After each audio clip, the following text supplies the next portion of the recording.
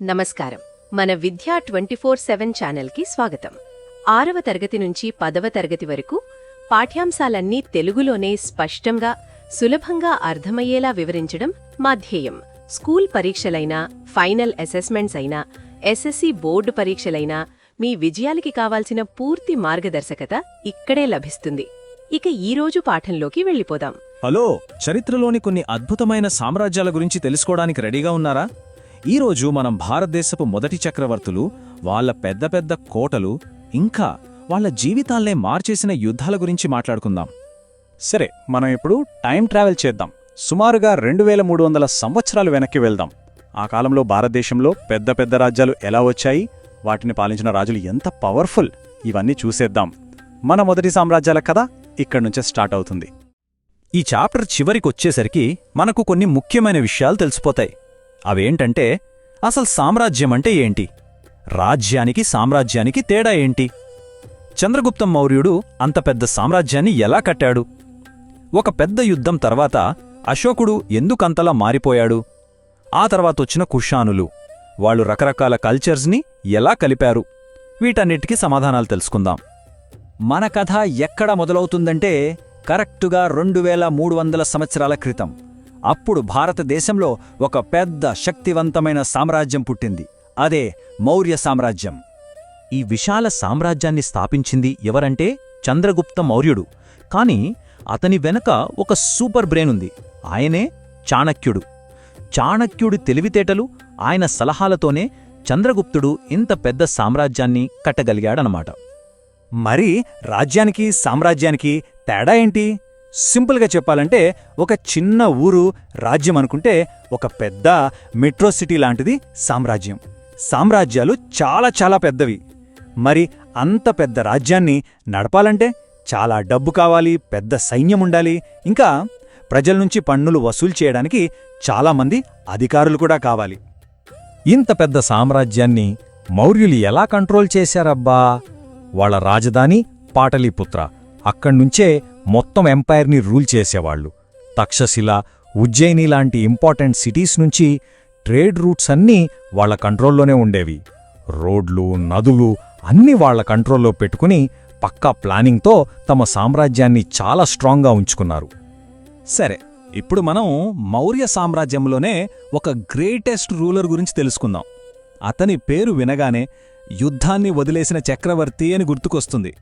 అతనే అశోకుడు. అసలు గెలుపు అంటే ఏంటో దాని అర్థానే మార్చేశాడాయన. ఎలాగో చూద్దాం. అశోకుడు తన ప్రజలతో ఎలా కమ్యూనికేట్ చేసేవాడో తెలుసా? ఆయన తన మెసేజెస్ని పెద్ద పెద్ద రాళ్ల మీద, పిల్లర్స్ మీద చెక్కించేవాడు. వీటినే మనం ఇన్స్క్రిప్షన్స్ అంటే శాసనాలు అంటాం. ఆలోచించండి, ఆ రోజుల్లో టీవీ, ఫోన్లు, ఇంటర్నెట్ ఏమీ లేవు కదా. మరి రాజు ప్రజలకు ఏదైనా చెప్పాలంటే ఎలా? అందుకే అశోకుడి ఐడియాని వాడాడనమాట. అశోకుడి జీవితంలో ఒక పెద్ద టర్నింగ్ పాయింట్ ఉంది. అదే కళింగ యుద్ధం.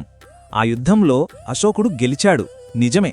కాని ఆ యుద్ధభూమిలో లక్షల మంది చనిపోవడం, ఎంతోమంది గాయపడటం చూసి ఆయన గుండె తరుక్కుపోయింది. ఆ దృశ్యం అతన్ని పూర్తిగా మార్చేసింది.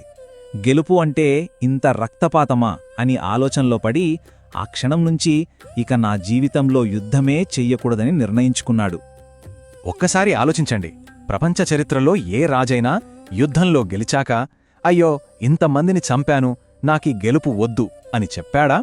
ఎవరూ లేరు. అశోకుడు ఒక్కడే అలా చేశాడు. అందుకే ఆయన చరిత్రలో అంత స్పెషల్.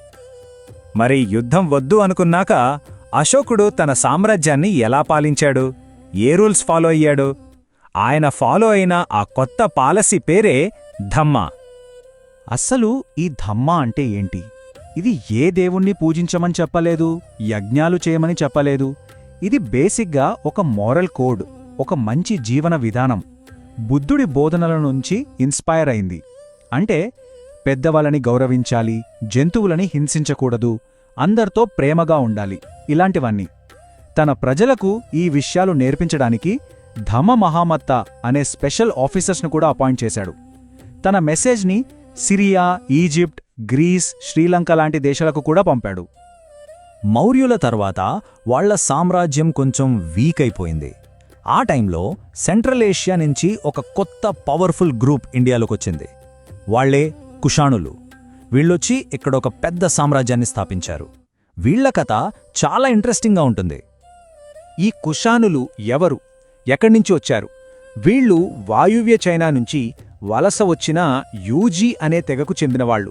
అక్కడ్నించి వచ్చి బాక్ట్రియా అనే ప్రాంతంలో సెటిల్ అయ్యారు.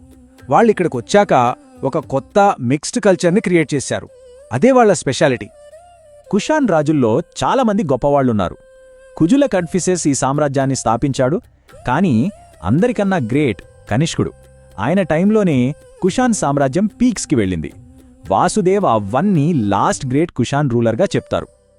కుషాణుల కల్చర్ ఒక హాట్స్పాట్ లాంటిది.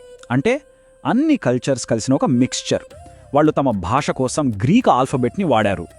బౌద్ధమతాన్ని బాగా సపోర్ట్ చేశారు. చైనాకి బౌద్ధమతం వెళ్లడంలో వీళ్లది కీ రోల్. అంతేకాదు విమా కడ్ఫిసెస్ లాంటి రాజులు హిందూ మతంలోని శైవాన్ని కూడా ఫాలో అయ్యారు. జొరాస్ట్రియనిజం ఎలిమెంట్స్ కూడా ఉన్నాయి. సింపుల్గా చెప్పాలంటే ఇండియన్ ఓషన్ నుంచి సిల్క్ రోడ్ వరకు ఉన్న ట్రేడ్ని కనెక్ట్ చేసిన ఒక బ్రిడ్జ్ లాంటి వాళ్ళు ఈ కుషాణులు. సరే, ఇప్పటిదాకా చాలా విషయాలు మాట్లాడుకున్నాం కదా. ఇప్పుడు మన నాలెడ్జ్ని ఒకసారి చెక్ చేసుకుందామా? నేను కొన్ని సింపుల్ క్వశ్చన్స్ అడుగుతాను. ఆన్సర్స్ గుర్తు తెచ్చుకోవడానికి ట్రై చేయండి. మొదటి ప్రశ్న, మౌర్య సామ్రాజ్యాన్ని స్థాపించింది ఎవరు? మన కథ ఎవరితో మొదలైంది? గుర్తొచ్చిందా? అవును, చంద్రగుప్త మౌర్యుడు.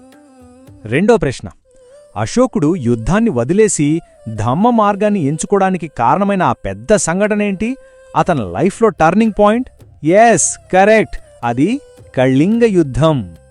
చివరి ప్రశ్న, కుషాన్ సామ్రాజ్యం మీద ప్రభావం చూపిన 2 వేరువేరు కల్చర్స్ పేర్లు చెప్పండి. గుర్తుందా? వాళ్లని కల్చరల్ క్రాస్ రోడ్స్ అన్నాం కదా.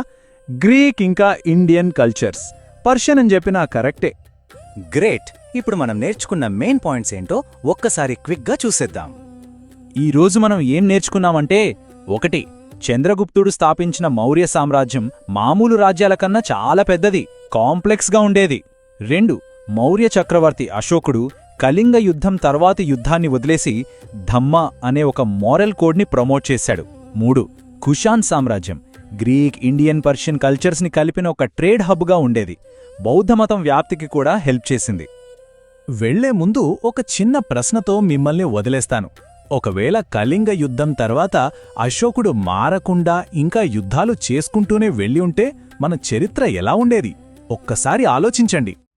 ఈరోజు మనతో పాటు ఈ అద్భుతమైన చారిత్రక ప్రయాణంలో పాల్గొన్నందుకు థ్యాంక్స్. ఇలాగే కొత్త విషయాలు నేర్చుకుంటూ ఉండండి. మరో ఇంట్రెస్టింగ్ టాపిక్తో మళ్ళీ కలుద్దాం. ఈరోజు చూసిన పాఠం మీకు ఉపయోగపడిందని హృదయపూర్వకంగా ఆశిస్తున్నాను. ఇలాంటి మరిన్ని స్పష్టమైన, సహాయకరమైన, మార్కులు పెంచే పాఠాలు పొందాలంటే మన విద్యా 24/7 ఛానల్ను తప్పకుండా సబ్స్క్రైబ్ చేయండి. ఈ వీడియో నచ్చితే లైక్ చేయండి, మీ ఫ్రెండ్స్కి షేర్ చేయండి. మీ సందేహాలు, సూచనలు, తదుపరి నేర్చుకోవాలనుకున్న విషయాలు కింద కామెంట్స్లో రాయండి. మీ స్పందన మాకెంతో ముఖ్యం. మీ ఒక్క లైక్, ఒక్క షేర్, ఒక్క కామెంట్ కూడా ఈ చదువు వెలుగును మరింత మంది విద్యార్థులకు చేరుస్తుంది. మాతో ఉండండి. మీ నేర్చుకునే ప్రయాణాన్ని ప్రతిరోజు మరింత బలంగా, మరింత స్పష్టంగా, మరింత ప్రభావవంతంగా మార్చుకుందాం. ధన్యవాదాలు.